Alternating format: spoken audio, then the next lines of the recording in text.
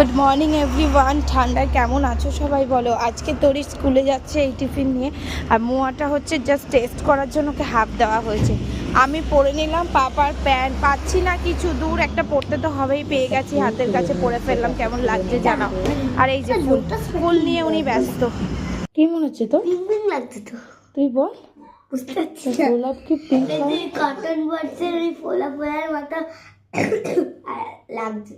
সে কি কথা? কালারটা লোটাস কি না মনে তো সরি, হ্যাঁ তো ভুলে গেছি। এটা কি বল? রোজ। ঠিকঠাক হয়েছে? কি দিয়েছে? ঝটকট সোয়েটার পর,